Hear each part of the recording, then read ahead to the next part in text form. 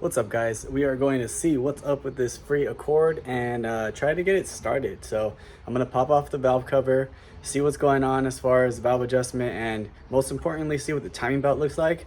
And then we did have the battery on a trickle charger for 3 days. So that thing is fully topped off and ready to crank it over. Hopefully that fuel gauge works. It's showing 3/4 tank of gas. If not, then I'll have to dump a little bit in there and see if and why that gauge isn't working.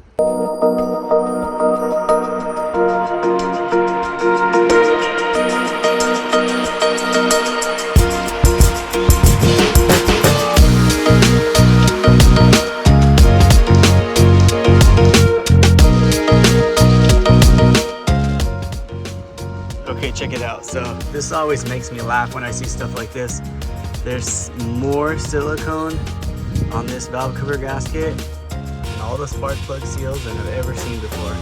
I mean, it took that guy so much work. He could have just put a new seal kit on and made his life easier, but it is what it is, I guess.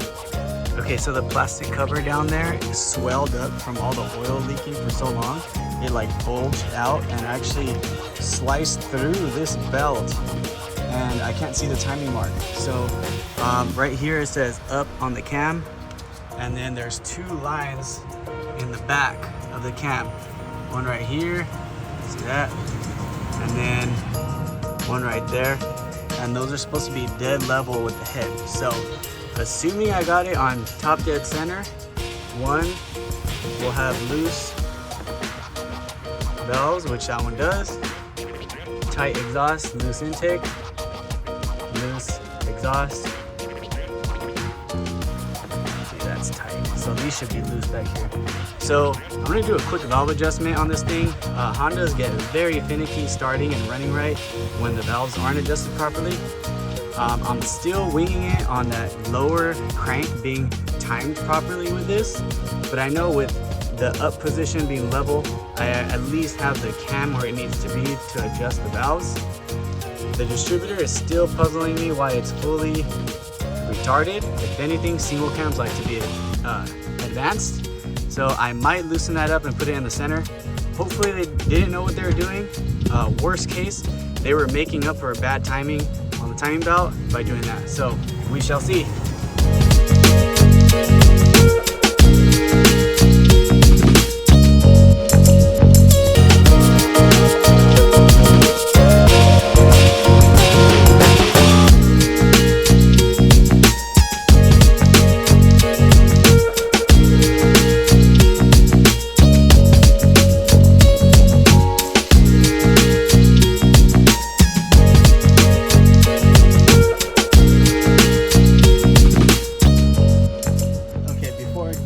Started over, I'm going to check this valve right here.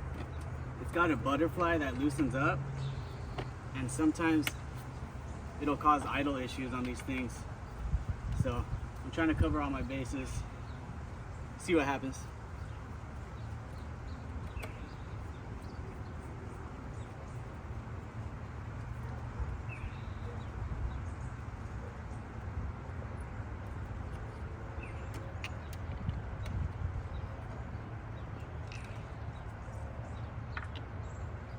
Oh yeah, nice and loose. It just twists down, but when it comes up, it will cause idle issues.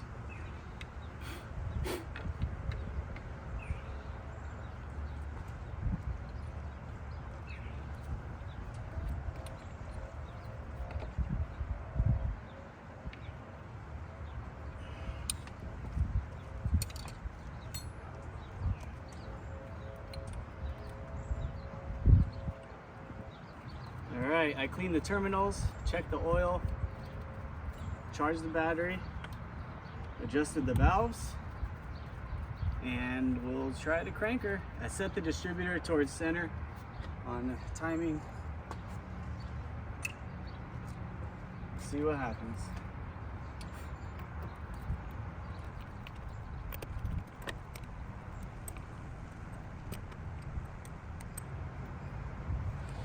All right, cross our fingers.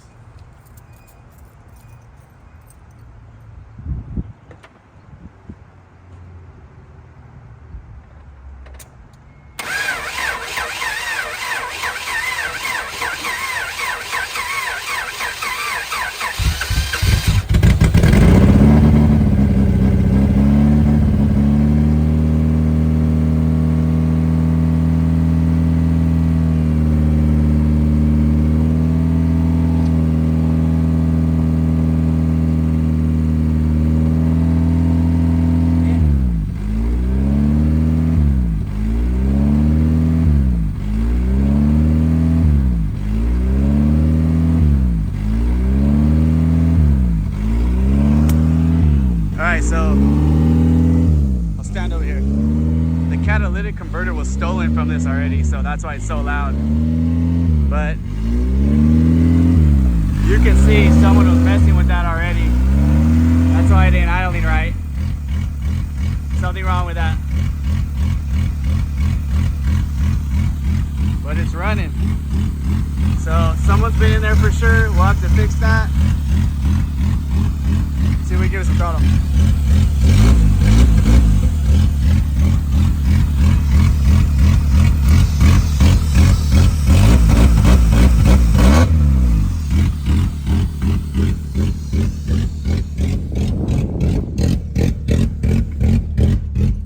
Sounds ridiculous.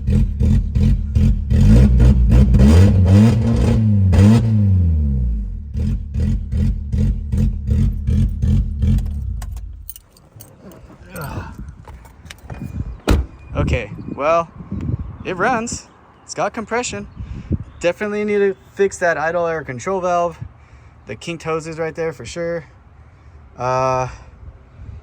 And then I'm pretty sure that check engine light is because the cat's missing and they probably chopped off the O2 sensor on it. So I'll have to get under there and see what's going on. But other than that, I think we'll call it a day here, call it a win. It runs decent. So from there, I'll figure out what I'm gonna do. See where it goes.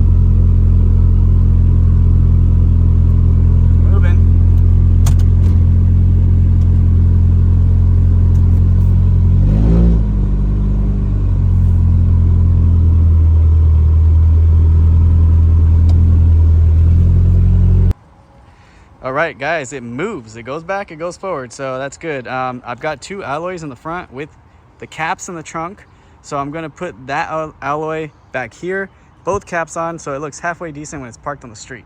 So let's do it.